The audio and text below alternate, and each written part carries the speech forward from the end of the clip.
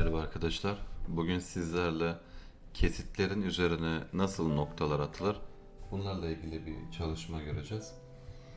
Şimdi yapalım. Önce yüzeyimi içeri alıyorum. Her zamanki gibi. Aslında buraya almıştım. Evet, yüzeyim geldi. Daha sonra ben burada şimdi size göstermek için bir kazı as build'im vardı. Onu aldım içeriye. O da belirgin olsun diye şöyle yapalım. Üçgenleri açalım. Tamam diyelim.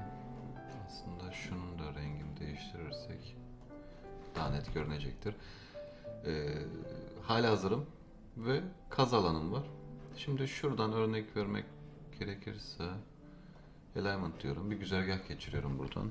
Yazalım güzergah diye. Tamam dedim. Kurpsuz bir güzergah olsun. Öyle zaten evet.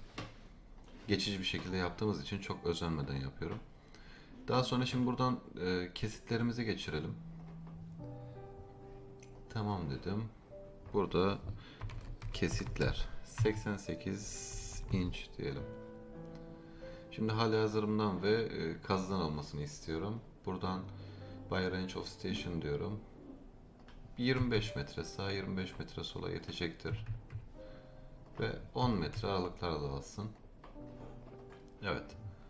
10 metre aralıklarla aldı kaz alanından ve üçgenlemelere aldırış etmeyin. Sadece göstermek için yapıyorum. Şimdi bu section'ları ekrana yazdıralım. 88 inç. Databand bunlarla uğraşmıyorum çünkü amacım bunlar değil. Direkt ekrana yazdırdım.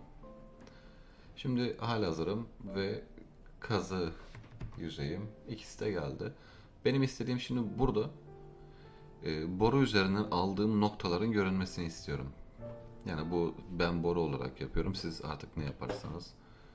Bunu da örnek için şuradan aldığım as build'den içeriye aktaralım.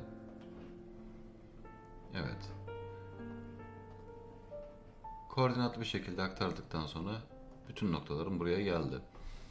Bunlar joint numaraları. Bunlara da aldırış etmeyin. Şimdi bu numaraların burada görünmesi için şurada section view diyorum ve project object to multiply section diyorum ve section'ın herhangi bir tanesine tıkladım. Burada zaten Jogo Point olarak geldi. Bu üç noktaya tıklıyorum. Burada nokta stilleri, siz nasıl görünmesini istiyorsanız, kendi stiliniz neyse onu seçebilirsiniz. Benim için önemli olan yer şurası. Projection Label Style. Burada geldim standarttan. Şimdi burada neler görünsün?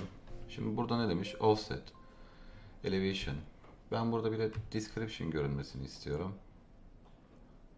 Description görünsün ve burada da ne diyelim? Joint Number diyelim. Evet, Joint Number dedik.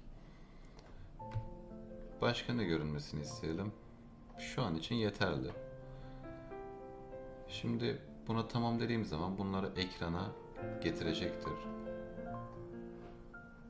Evet. Bu şekilde. Güzergahımdan offset olan mesafe 19 santim 6 milim. Elevation'ımı gösteriyor. Joint number J9. Geldim bu kesite. Bu kesite de aynı şekilde bantlara takılmayın. Offset'imi gösterdi, elevation'ımı gösterdi ve joint number'ımı gösterdi. Burada siz istediğiniz gibi istediğiniz değerleri gösterebilirsiniz. Burada neler var bakalım şimdi. Tekrardan geldim. Bunlar zaten sizin DVT ayarlarınıza da gelecektir.